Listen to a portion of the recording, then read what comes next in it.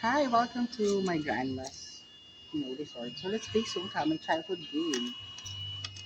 And I always lose. Ah, because I love winning in life. Ganyan.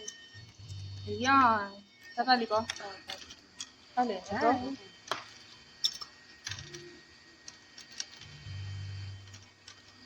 Hi. Ayan. Perfect. So tara, maglaro tayo. Nang. Cheers. So, enjoying the freshwater pool. Sige. 10 minutes pa. Tapos, trabaho na talaga. Term paper. The topic is human rights in the administration of the last one and the current one. So, nakalimutan kung paano gumawa ng term paper. So, eme-emein ko na lang. Compare and contrast. Use statistics. But yeah, that's it. You can manage. Summer, school, while in the pool.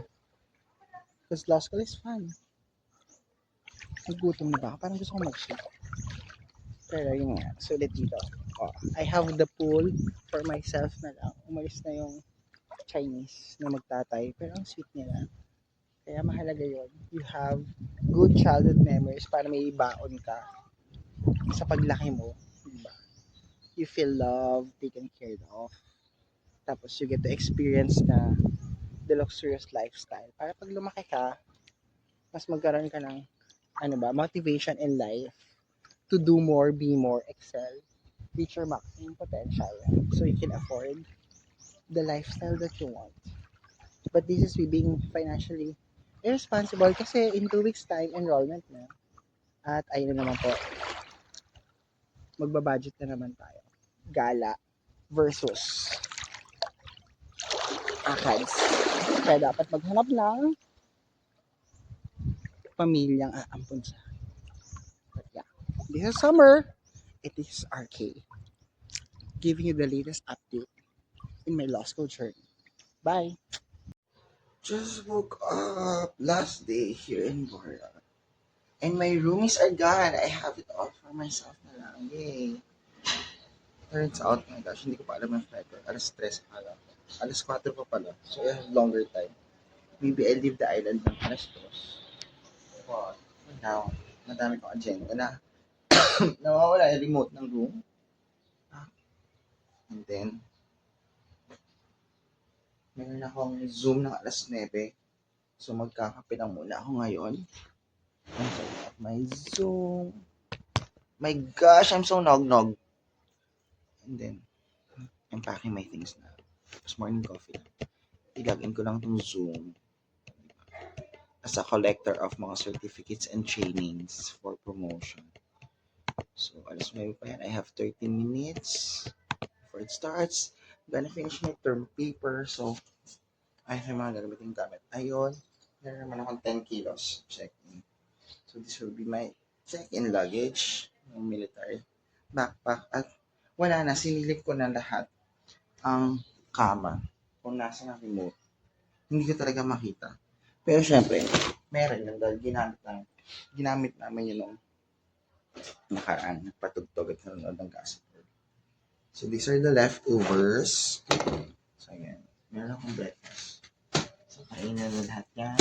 Bumili ko ng coffee kasi gusto ko masarap na coffee. Ayoko ng pucho-pucho. Okay, ganito na yung pabigay nila. Not my thing. So, was it worth it, everything? Yes, but iba na yung expectation ko of Boracay. So, dahil dyan, Siargao na ang number 1 sa akin ngayon. Yes. Because, mas andun yung lifestyle and yung eksena na bet ko.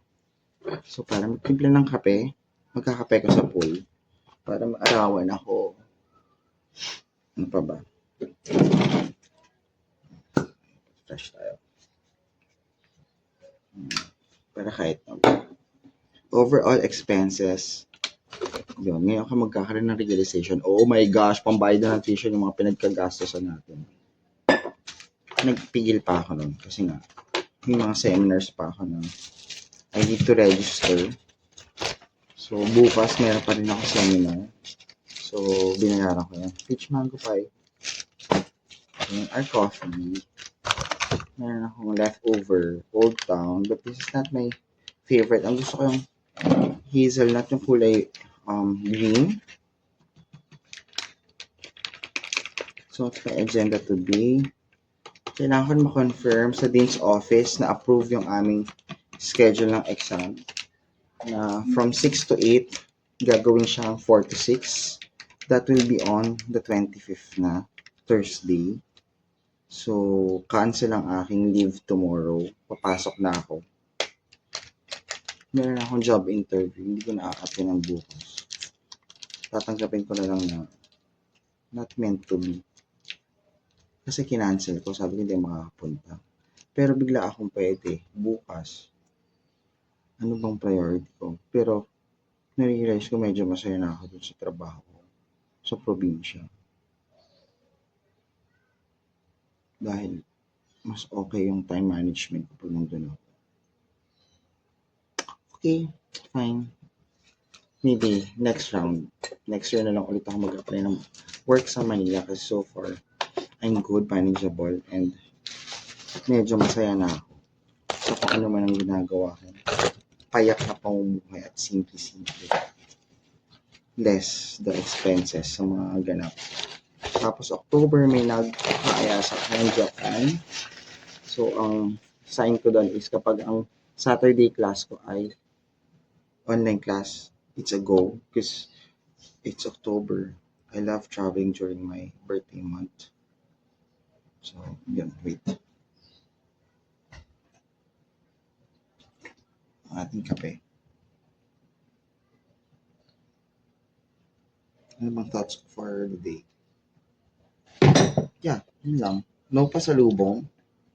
Ay, dapat pala binigyan ko yung boss ko.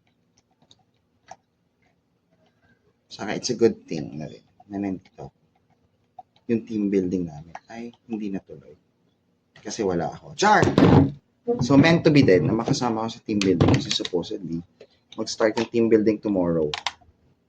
So, wala ako. Ay, seminar. Ba't ang aga nila? Bye!